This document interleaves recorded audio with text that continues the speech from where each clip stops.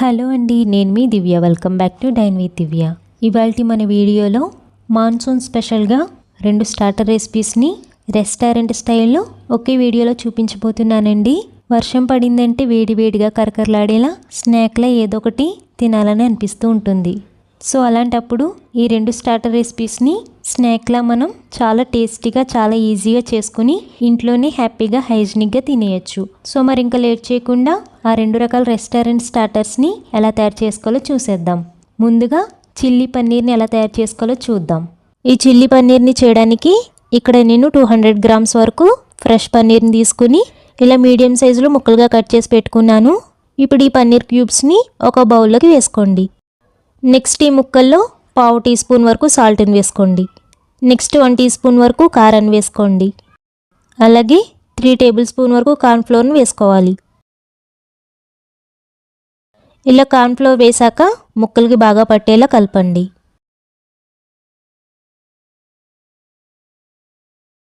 పన్నీర్ ముక్కలన్నిటినీ ఇలా బాగా కోట్ చేశాక కొద్దిగా వాటర్ని చల్లుకుని ఒకసారి కలుపుకోవాలి.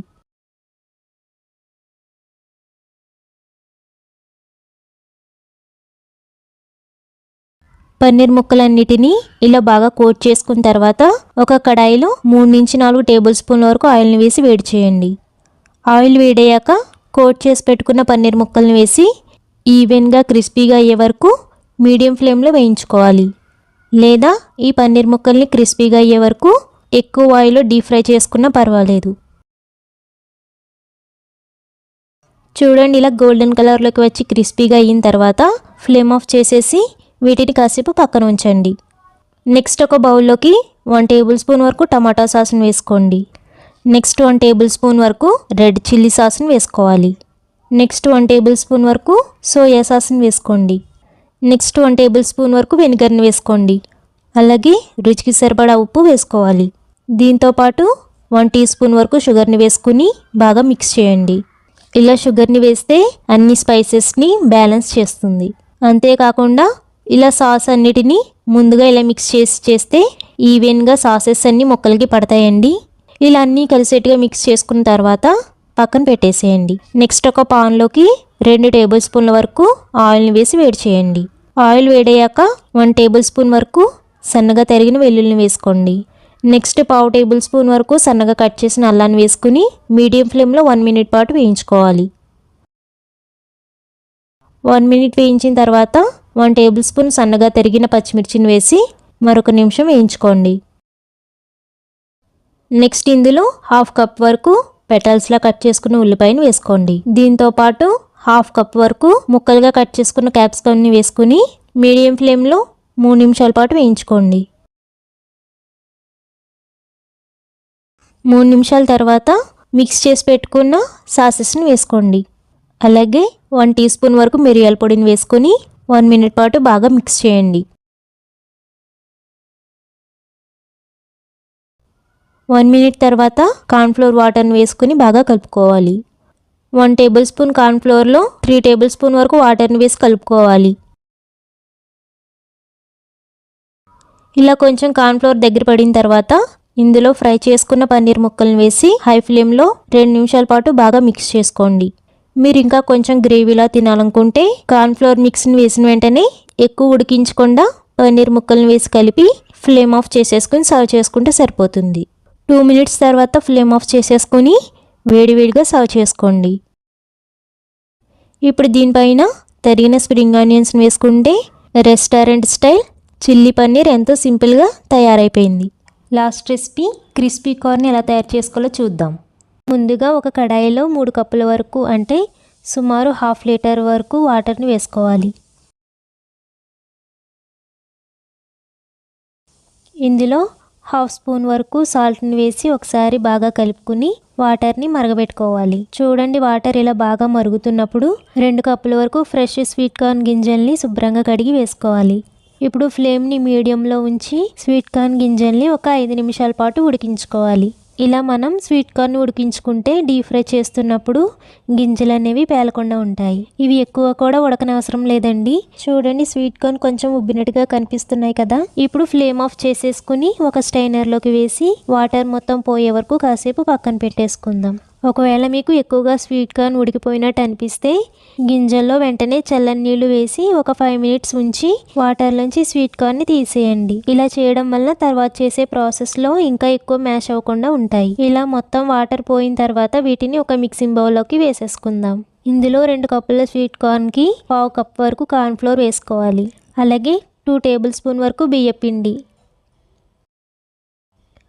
1 టేబుల్ స్పూన్ వరకు మైదా పిండి, అలాగే 1/2 టీ స్పూన్ మిరియాల పొడి, 1/2 టీ స్పూన్ ఉప్పు వేసి బాగా మిక్స్ చేయండి.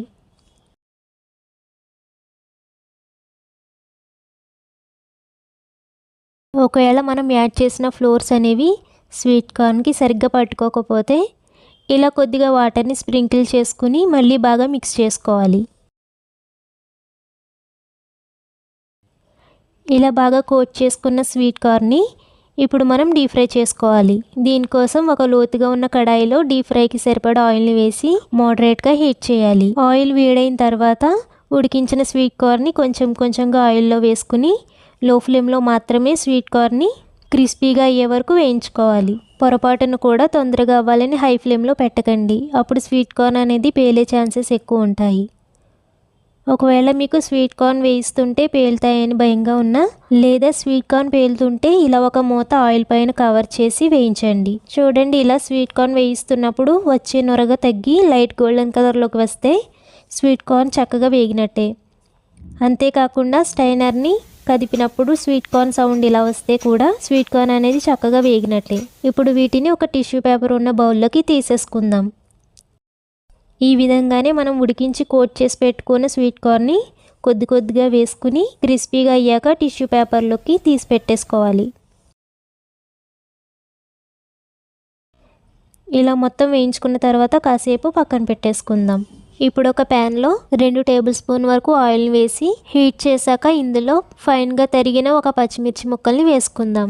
అలాగే చిన్న ముక్కలుగా తరిగిన ఒక ఉల్లిపాయని వేసి మీడియం ఫ్లేమ్లో 2 నిమిషాల పాటు వేయించుకోవాలి.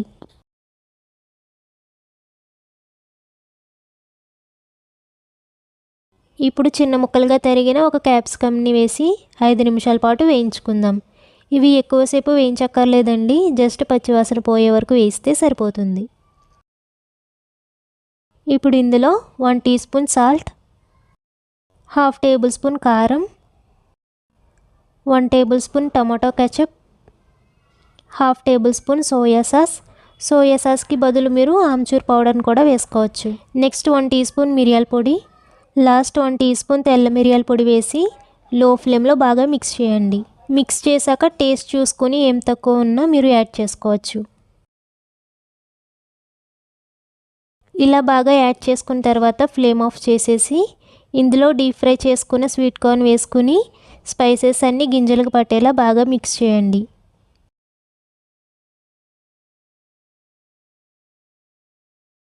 ఇలా మిక్స్ చేసుకున్న తర్వాత లాస్ట్లో కొద్దిగా కొత్తిమీరతో అలాగే కొద్దిగా స్ప్రింగ్ ఆనియన్స్తో గార్నిష్ చేసుకుందాం.